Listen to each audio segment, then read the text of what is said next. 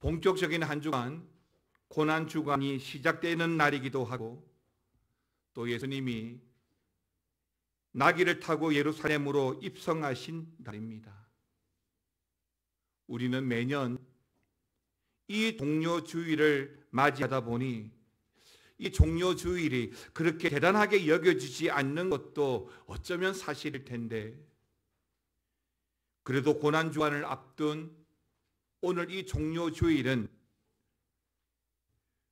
25년 올해만큼은 조금은 특별하고 우리 스스로에게 진지하게 물어보는 그런 종료주일이 되었으면 좋겠습니다. 나는 믿음의 길을 잘 걸어가고 있는가?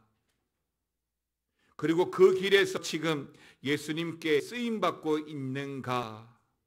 이 두 가지의 질문을 우리가 묻고 답을 얻는 우리가 종료주일과 고난주간이 되었으면 좋겠습니다. 오늘 저는 종료주일을 맞이하면서 주께서 쓰시겠다 하라는 제목으로 말씀을 나눌 텐데, 첫 번째 나누고 싶은 게 뭐냐면 나를 향한 하나님의 계획입니다. 오늘 본문에는 나귀가 등장합니다. 이 나귀는 분명 아무도 타보지 않았던 어린 나귀에 불과하지만 주님께 쓰임받았다는 이유로 어떤 사람들보다 환호를 받고 또 주님과 함께 예루살렘으로 입성하고 있습니다. 그러니까 예수님을 태운 이 어린 나귀는 많은 사람들로부터 호산나 호산나 외치며 예수님을 열렬히 환영할 때 이 어린 나귀도 덩달아 환영을 받고 있다는 것입니다. 예수님을 모시고 있다는 이유로, 예수님을 자신의 등에 태우고 가고 있다는 이유로 이 어린 나귀도 많은 사람들로부터 환호를 받고 있지요. 그런데 여러분 알고 계십니까? 이 어린 나귀, 바로 이날 종료주일에 그렇게 쓰임받음이 사실은 우연스럽게 이루어진 일이 아니라 이미 오래전에 하나님에 의해서 예언되어지고 결정되었었던 일이었습니다. 여러분, 스가랴 9장 9절 말씀 한번 보시겠습니까?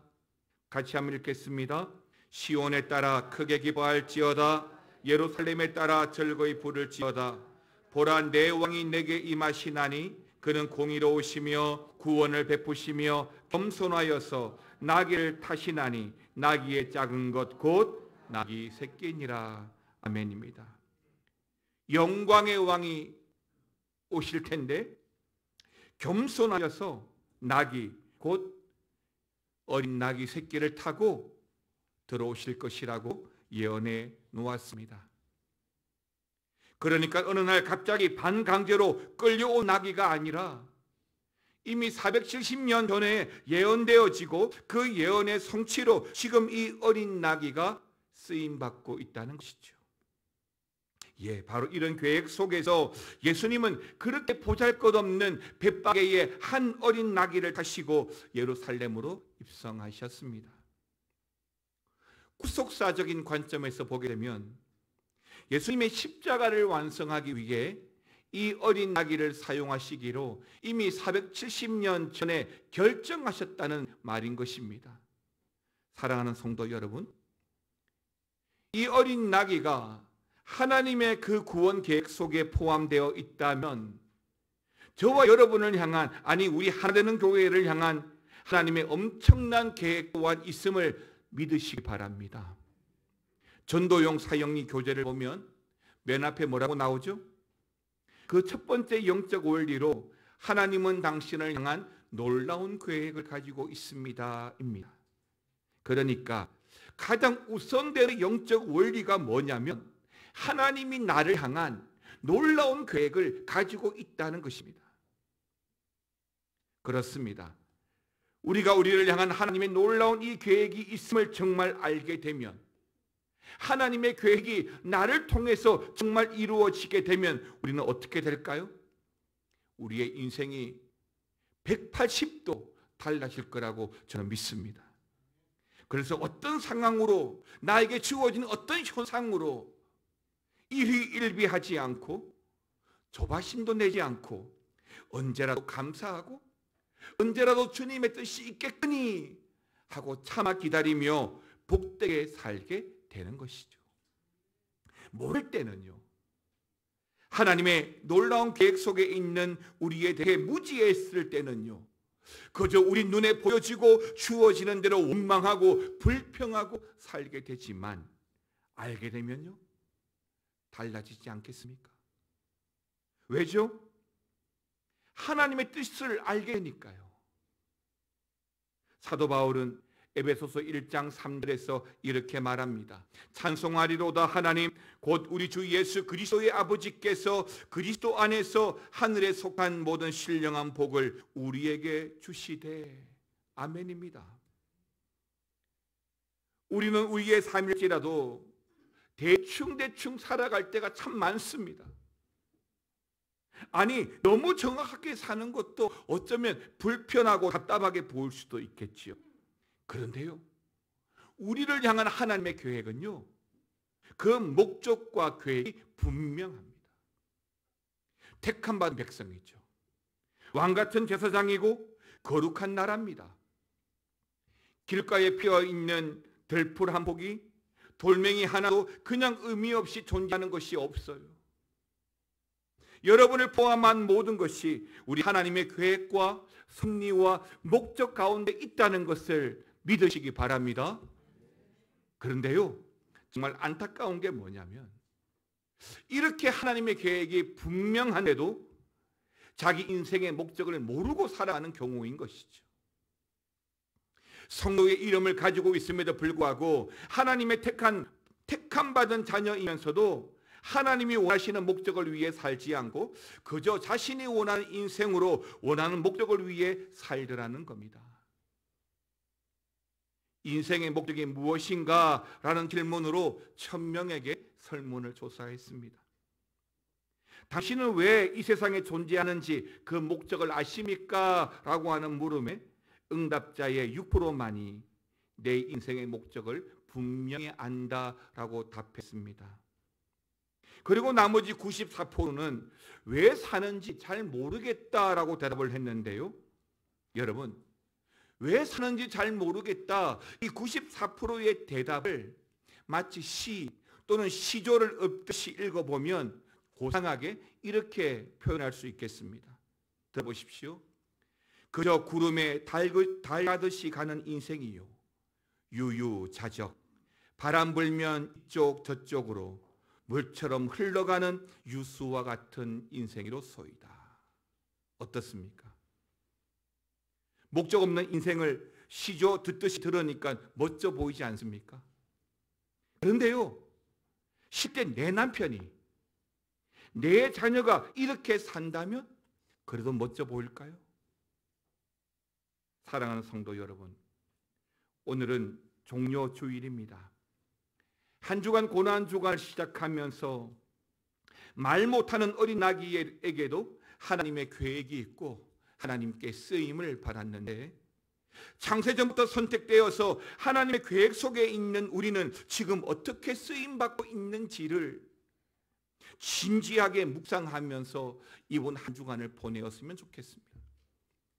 예수님을 등에 태워 모신 그 어린 나귀처럼 우리 또한 주님을 위해 진정으로 쓰임받는 자녀가 되면 정말 좋겠습니다. 교회와 성도는 그 이름 자체로만으로도 귀하지만 그래도 칭찬 듣는 교회가 있고 책망 듣는 성도가 있습니다. 그러니까 그 이름으로만이 아니라 하나님께 쓰임받게 될 때 비로소 그 안에 거룩함이 있고 하나님의 영광이 나타나고 능력이 있는 줄 믿습니다. 두 번째는요, 주님의 것입니다. 오늘 본문 누가복음 19장 33절 34절은 이렇게 말하는데요, 이 두 절을 같이 읽어볼까요? 나귀 새끼를 풀 때에 그 임자들이 이르되 어찌하여 나귀 새끼를 푸느냐? 대답하되 주께서 쓰시겠다 하고. 어린 나귀를 풀어 데려올 때 보낸 두 제자가 누구인지 성경은 직접적인 언급이 없어서 잘 알 수 없지만 아마도 전통적으로 베드로와 요한이 아니었을까 추측을 하기도 하는데요. 그러니까 이 두 제자가 예수님의 말씀대로 벳바게에 묶여있는 그 어린 나귀를 끌고 오기 위해서 그 주인에게 주께서 쓰시겠다라고 하였는데, 그때 사용한 주께서라고 하는 헬라어는 키리오스입니다. 직역을 하면 말 그대로 주님이라는 말이고 주인이라는 뜻이 있습니다. 의역을 하면 예수님은 나의 주인이라는 뜻입니다. 그러므로 주가 쓰시겠다라고 할 때 나귀의 주인이 생뚱한 그 말에 허락을 할 수밖에 없었던 이유는 이미 예수님의 공생의 가운데 수많은 기적과 가르침을 통해서 예수님이 누구신지를 분명히 알았고, 또 예수님이 주님 되심을 인정하였기 때문이라는 것입니다.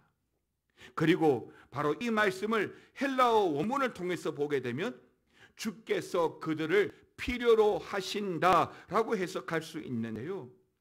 주께서 그들을 필요로 하신다. 여기서 우리가 주목해야 할 것은 즉 단수인 그라고 사용하지 않고 복수의 개념 그들로 사용하고 있다는 것입니다. 그래서 주께서 그들을 필요로 하신다라고 해석을 해놓은 것이죠. 결국 주께서 쓰시겠다라고 한 이 말씀에는 그저 벳바게에 묶여있는 어린 나귀 새끼 한 마리만 위한 것이 아니라 그 나귀의 새끼의 주인까지도 포함되어져 있다는 것을 보여주고 있다는 것이죠. 대자입니까? 라는 책을 집필하시고 미국 수정교회를 잠시 목회하셨던 후안 카를로스 오르티즈 목사님이 설교 중에 이런 말씀을 하셨는데요. 여러분, 우리의 모든 것은 다 주님의 것입니다. 재능과 시간과 물질 다 주님의 것입니다. 교인들이 아멘 합니다.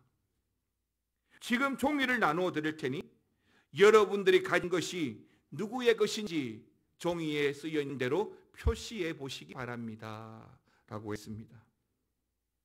그러자 수정교회 성도들이 그 종이에 쓰여 있는 대로 자신의 재산 목록 하나하나를 표시해 가면서 내 아파트, 내 자동차, 내 통장, 내 땅 다 하나님의 것입니다라고 썼습니다. 그리고 마지막으로 내 생명도 하나님의 것이라고 다 써서 제출하게 되었는데요. 그랬더니 몇몇 교인들이 그 다음 주에 그 적은 목록들을, 즉 적혀있는 목록들의 재산들을 가지고 오게 된 것입니다. 그때 오르티즈 목사님은 하나님께서 당신들에게 맡기신 것이 당신들이 잘 관리하시면 됩니다 라고 돌려보낸 일이 있는데요. 사랑하는 성도 여러분, 나귀의 주인은 주께서 쓰시겠다라고 하는 말씀에 나귀를 내놓습니다. 왜죠? 주님이 쓰신다 하시니까요. 주의 것이니까요. 그렇습니다. 우리가 내어놓는 그 내어놓음에는 나귀뿐만 아니라 바로 우리 자신까지라는 사실을 여러분 반드시 기억하셔야 합니다. 여러분이 헌금을 하고 봉사를 하는 것도 그저 그 물질과 일만이 아니라 바로 나 자신도 함께 드리는 것이어야 한다는 것입니다. 저는 바로 이런 자세가 하나님이 정말 인정하고 기뻐하는 믿음의 자세라고 믿습니다. 나도 내 소유도 내가 주인이 아니고 바로 하나님이심을 믿으시기 바랍니다. 오늘 종료주일을 맞이하면서 우리에게도 이런 고백이 필요한데요. 여러분, 야고보서 4장 1절 말씀 한번 보십시오. 야고보서 43장 1절 같이 읽겠습니다. 야고보아, 너를 창조하신 여호와께서 지금 말씀하시느니라. 이스라엘아, 너를 지으신 이가 말씀하시느니라. 너는 두려워하지 말라. 내가 너를 구속하였고 내가 너를 지명하여 불렀나니 너는 내 것이라. 믿습니까? 뭐라고 했습니까? 너는 뭐라고요? 내 것이라. 믿습니까? 주님의 것입니다. 우리가 분명 주님의 것이라고 한다면 주께서 쓰시겠다라고 말씀하실 때 우리 자신을 내어드려야 합니다. 갈릴리 바다에서 처음 제자들을 부르실 때 사람을 낚는 어부가 되게 하리라고 말씀하셨습니다. 그때 베드로와 안드레가 어떻게 했습니까? 마태복음 4장 20절 보니까 그들이 곧 그물을 버려두고 뭐 했다고요? 예수를 따르니라. 그리고 조금 더 나아가셔서 요한과 야고보를 부르실 때에도 그들이 어떻게 했죠? 4장 22절 보십시오. 그들이 곧 배와 아버지를 어떻게 해요? 버려두고 예수를 따르니라. 믿습니까? 맞습니다. 미루지 않죠. 핑계하지 않습니다. 그럼에도 불구하고 주의 일보다 개인 일이 앞서고 예배보다 내 감정이 앞서고 세상 일이 더 중요하다면 우리는 결국 참 제자의 삶을 살아갈 수가 없는 것입니다. 어느 한 농부가 가을에 소출이 풍성할 것을 미리 내다보고 자신의 곡간을 넓힙니다. 농부의 예상대로 가을에 소출이 풍성하여서 준비한 곡간마다 곡식이 가득가득 쌓였죠. 그리고 농부가 뭐라고 말합니까? 누가복음 12장 19절입니다. 같이 읽겠습니다. 또 내가 내 영혼에게 이르되 영혼아 여러 개 쓸 물건을 많이 쌓아 두었으니 평안히 쉬고 먹고 마시고 즐거워하자 하리라 하되 그렇습니다. 많이 쌓아놓고 많이 준비해 두었기 때문에 이젠 즐거워하고 이제 먹고 마시고 평안히 쉬겠다라고 말합니다. 그런데 성경은 바로 이런 농부를 뭐라고 하죠? 어리석은 농부라고 합니다. 누가복음 12장 20절 하나님은 이르시되 어리석은 자요 오늘 밤에 내 영혼을 도로 찾으리니 그러면 너가 준비한 것이 누구의 것이 되겠느냐. 사랑하는 성도 여러분, 하나님의 것, 하나님의 주권을 인정하지 않는다면 결국 어리석은 농부가 되는 겁니다. 요즘에도 아마 가장 심각한 이단을 말하라고 한다면 신천지일 거예요. 이들은 기수교회에 침투하고 담임 목사와 성도들을 이간질하고 교회를 분열시키죠. 그런데 이런 이단보다 더 큰 영향을 주고 있는 존재가 뭐냐면 여러분, 믿는다 하면서도 주의 것이 아니라 나의 것이라고 주인처럼 사는 사람들인 것입니다. 우리 인생의 주인은 바로 우리 하나님이신 줄 믿습니다. 그렇게 예수님이 우리의 주인됨을, 그 주권을 인정하고 나를 드릴 때 예수님께 쓰임받는 영적 파노라마가 펼쳐질 것입니다. 교회를 잘 섬기는 사람들을 보면 가진 것이 참 많은 사람들이 아닙니다. 시간이 많이 남는 사람도 아닙니다. 어떤 사람? 은혜를 아는 사람이 섬깁니다. 저와 여러분이 그 은혜, 예수님이 그 십자가의 은혜를 아는 사람이 되기를 축원합니다. 사랑하는 성도 여러분, 오늘 종료 주일을 맞이하여서 나를 향한 하나님의 계획을 놓치지 않기를 바랍니다. 우리는 주님의 것입니다. 우리의 인생이 모두 주님의 것이라고 믿으면 주님을 온전히 따라가는 참 제자의 삶을 살아갈 수 있습니다. 고난주간 우리가 주님 앞에 무엇을 드릴 수 있을까요? 하나님께서 쓰시겠다 할 때 우리가 내어놓을 수 있는 것은 뭐가 있을까요? 하나님 앞에 귀하게 쓰임받는 여러분이 되시고 여러분의 인생이 되고 여러분의 가정이 되시기를 주님의 이름으로 축원합니다. 찬양하며 나갑시다. 주의 보좌로 나아갈 때에 주의 보좌로 나아갈 때에 어떻게 나가야 할까? 나를 구원한 주의 십자가 그것을 믿으며 다시 처음부터 주의 보좌로 나아갈 때에 주의 보좌로 나아갈 때에 어떻게 나가야 할까? 나를 구원한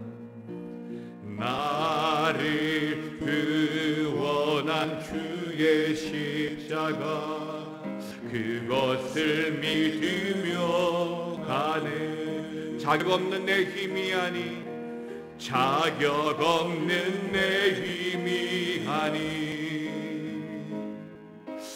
오직 예수님의 보혈로 자격 없는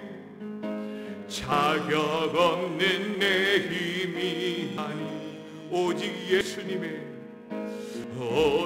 예수님의 보혈로 십자가의 보혈, 완전하신 사랑 힘입어 나갑니다.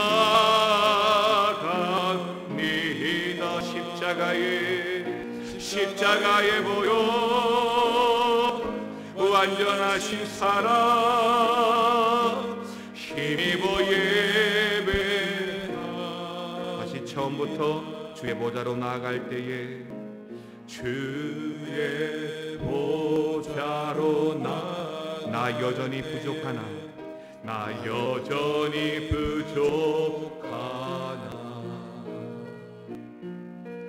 나를 품으신 그 사랑, 그것을 믿으며 자격 없는 내 힘이 아니, 자격 없는 내 힘이 아니,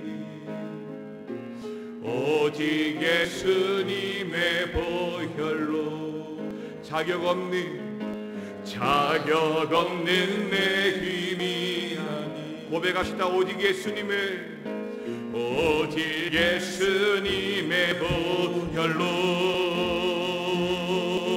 십자가의 보혈, 완전하신 사랑 힘입어 나갑니다.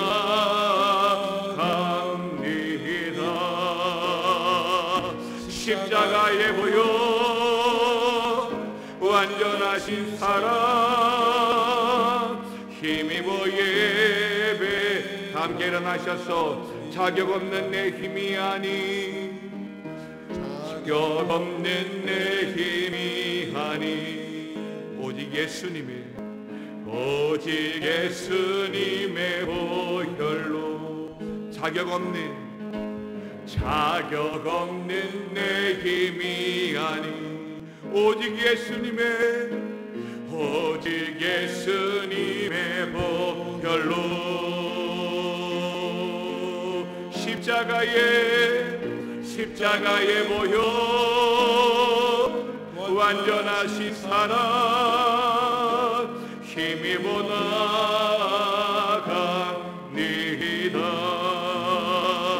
십자가의 보혈, 완전하신 사랑 힘입어 예배하. 십자가의 보혈,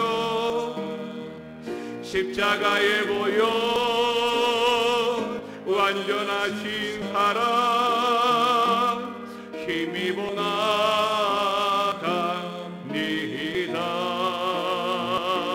십자가의 보혈, 완전하신 사랑 힘입어 예배합니다. 하나님은 우리를 위한 놀라운 계획을 가지고 계십니다. 우리가 그 하나님의 계획을 알지 못하면 주님의 것이 아닌 나의 인생, 나의 것으로 알고 살 것입니다. 하나님, 우리가 주의 것입니다. 우리를 향한 주님의 놀라운 계획이 있습니다.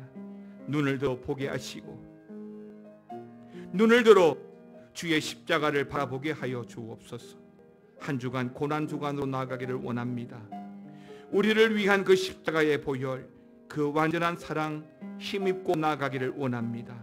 하나님, 남은 우리의 인생이 주의 것되는 인생으로 축복하여 주시고, 남은 우리 인생을 통하여 온전히 주님 의지하고 주님으로 말미암아 살아가는 복된 인생 되게 하여 주시옵소서.